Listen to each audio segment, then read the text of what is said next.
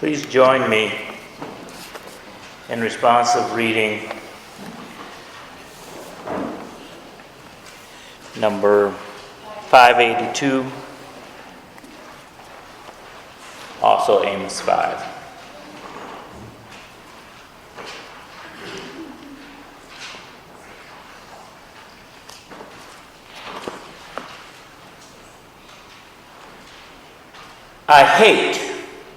I despise your festivals, and I take no delight in your solemn assemblies. Even though you offer me your burnt offerings, I will not accept them. And your offerings of well-being of your fatted animals I will not look upon. Take away from me your joyful songs. I will not listen to the melody of your harps.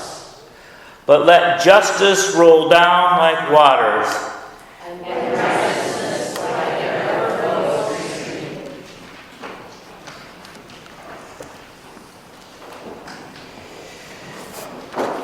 do we face justice, judgment, fairness, or doom? Are they different or are they the same? In our lives, is water revealed, welling up, flowing, or torrential? Can we have peace without justice? On the path to peace, we may be capsized by change. The waves of justice may roll over us, but we must also remember that water helps us float. We have the blessed assurance that water seeks its own level. The seeking may be tumultuous, but the horizon is calm. We are buoyed by its blessing. By helping one another, we may hold on until we find peace. Summer is the season of raging waters. Hurricanes, thunderstorms, and floods. Summer is the scary season. Water is usually associated with life and peace, but it also brings death and destruction. On our news, we are currently seeing pictures of human families in Baton Rouge, and we see their suffering as the banks of the Mississippi have overflowed once more. The pain brought by water is undeniable. The only thing worse than water is the lack of water. Drought, the lack of rain, is widespread death. Wildfires have been raging in California and Siberia due to lack of rain for the past several years. The widespread death with lack of rain, not just for the people of a region, but for people who depend on food from that region. Water has its hazards, but they can be avoided. The exercise that we did in the children's sermon, when we thought of storms in our minds or storms outside, going to that safe place.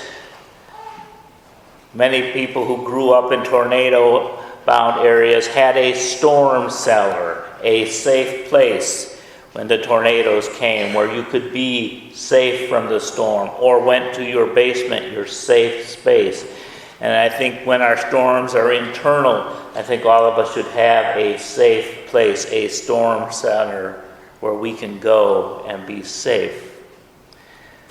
But part of facing the storms of life, whether they're internal or external, is general preparation. Jesus in Matthew 7 is recorded as saying, "Therefore, whoever hears these sayings of mine and does them, I will liken them unto a wise one, which built one's house on the rock. And the rain descended, and the floods came, and the winds blew and beat upon that house, and it fell not, and it was founded upon a rock. And everyone that hears these sayings of mine and does not shall be likened unto a foolish one, which built one's house upon the sand, and the rain descended, and the floods came, and the winds blew, and beat upon that house, and it fell, and great was the fall of it.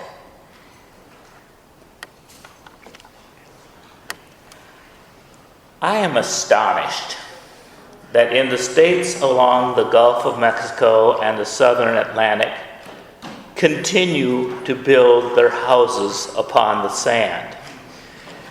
These states, which have the greatest amount of people who profess to follow Jesus, yet they continue to build their house upon the sand. States that fondly remember seceding because they dislike federal interference from the federal government rely on federal emergency funds because they continue to build their houses upon the sand.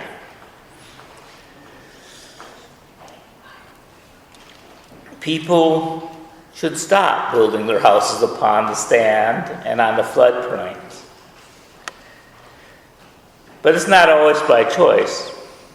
Across the South, there are segregated neighborhoods in many towns called the Bottoms. This is the floodplain, the only land that whites would sell to blacks. And it's not strictly a Southern phenomenon. The lowest lying Lafayette neighborhood is along Wabash Street, and that neighborhood, that census district, is 25% black, while the rest of Lafayette is only 8% black. And it's probably not a coincidence. The mansions, by the way, are on the hill. But in the South, you have this extra paradigm that the wealthy build their mansions on the barrier islands. Now, a barrier island, by definition, is shifting sand that takes the full force of the storm, creating a natural barrier protecting the inner coast. These are the first places that are rebuilt after a storm. The poorer people have to wait. There is injustice built into the system. The secret to raging waters is to give space to the rage. There is little to fear if one has respect. If one respects storms, one does not build in their pathway. If one respects people, one does not force them to build in the floodplain. Raging waters are an indication of life out of balance. One of the greatest floods in American history, the Johnstown flood, occurred when a dam used for a lake resort for Carnegie and some of his wealthy friends burst and flooded the towns downstream. Katrina flooded New Orleans when the levees broke. The French Quarter and the Garden District were relatively unharmed. They were older parts of town built on higher ground. The poor were artificially placed below sea level. And the levees along the Mississippi may actually contribute to more flooding in areas that are not protected. We need to live in harmony with nature rather than trying to dominate it. We need to honor nature rather than defy it. I think of things to try to even this out. when we think of rising levels of seawater and how Florida coastline is going to disappear, and as these, are we going to spend tax money to save the high rises along the coast, or when those fall into the sea, will people be allowed to rebuild there, or will they have to just take their money and build somewhere else? What if insurance, flood insurance, was part of every insurance policy? It would make it too expensive to build in floodplains. The whole law is written that the federal government does flood insurance because it's too expensive for private people. That is socializing risk onto the taxpayer and taking it away from private and the citizens. So this whole thing about water, I have drifted into public policy.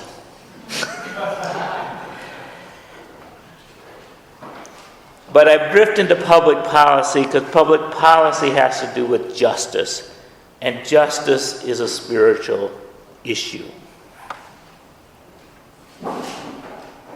And when we write the rules in a way that makes it easier in the short run to live out of harmony with nature,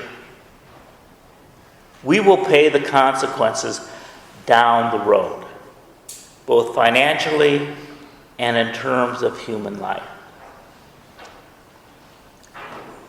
And justice will roll down like water. Wall Street will be underwater unless we change our behavior. The brand new tower that was raised in place of the devastation of 9/11, unless we change our behavior, will be unusable.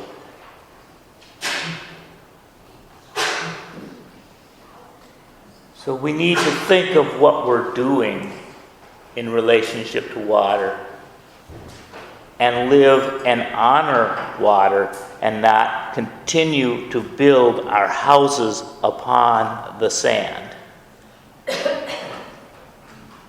Because if we do, justice will roll down like water, and if we're deliberately in its way, it will roll over us.